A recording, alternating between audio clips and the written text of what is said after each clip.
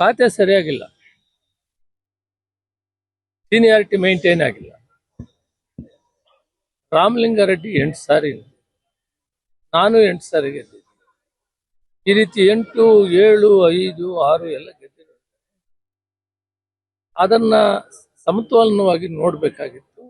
ನಾನು ಅಖಿಲ ಭಾರತ ಕಾಂಗ್ರೆಸ್ ಅಧ್ಯಕ್ಷರಿಗೆ ಮನವಿ ಮಾಡ್ತಿದ್ದೀನಿ, ತಾಯಿ ಸ್ಥಾನದಲ್ಲಿದ್ದೀರಿ, ಎಲ್ಲ ಮಕ್ಕಳನ್ನು ಒಂದೇ ತರ ನೋಡ್ಬೇಕು ಮತ್ತು ಸೀನಿಯಾರಿಟಿ ಮೇಂಟೈನ್ ಆಗ್ಬೇಕು.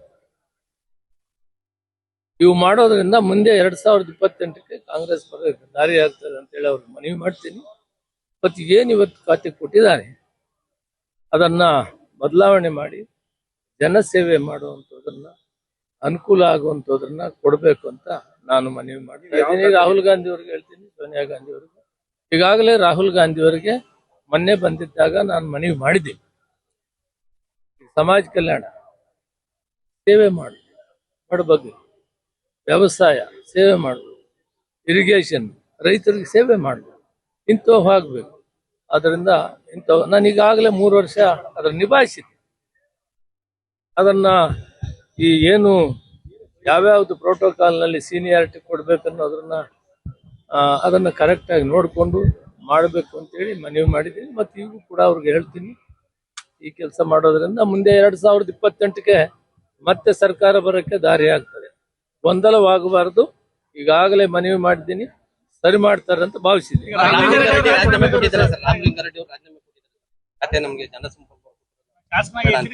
ಬಹುತೇಕ ದೇಶಪಾಂಡೆ 9 ಸಾರಿ ಇರ್ಬೋದು ಅನ್ಸುತ್ತೆ. ಅವ್ರನ್ನ ಬಿಟ್ರೆ ರಾಮಲಿಂಗಾರೆಡ್ಡಿ ಅವರೇ ಸೀನಿಯರ್ ಇದ್ದಾರೆ.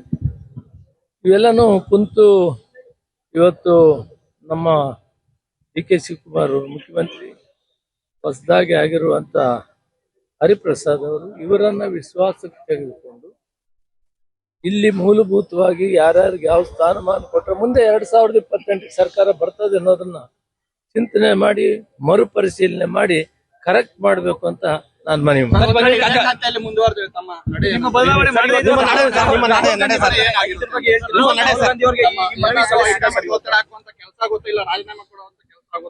ರಾಹುಲ್ ಗಾಂಧಿ ಅವರು ಬರ್ತಾ ಇದ್ದಾರೆ, ಅವ್ರಿಗೆ ನೀವು ಮನವಿ ಕೊಡ್ತೀರಾ ಸರ್? ಬೆಂಬಲಿಗರು ಎಲ್ಲ ಕಡೆ ಸರ್, ರಾಜ್ಯಾದ್ಯಂತ ತಮ್ಮ ಬೆಂಬಲಿಗರು ಪ್ರೆಸ್ ಮೀಟ್ ಮಾಡ್ತಾರೆ. ಪಕ್ಷದ 50 ವರ್ಷಗಳ ಸುದೀರ್ಘ ಚರಿತ್ರೆ ಇದೆ. ಶಿಸ್ತಿನ ಸಿಪಾಯಿ ಆಗಿದ್ದೀನಿ. ಏರುಪೇರುಗಳನ್ನ ತಿದ್ದಬೇಕು ಅಂತ ಮನವಿ ಮಾಡಿದ್ದೀನಿ ಅಷ್ಟೇ, ಬೇರೆ ಮುಂದಕ್ಕೆ ಮಾತಾಡಲ್ಲ. ಗ್ಯಾರಂಟಿ ನ್ಯೂಸ್, ಸುದ್ದಿ ಖಚಿತ, ನ್ಯಾಯ ನಿಶ್ಚಿತ.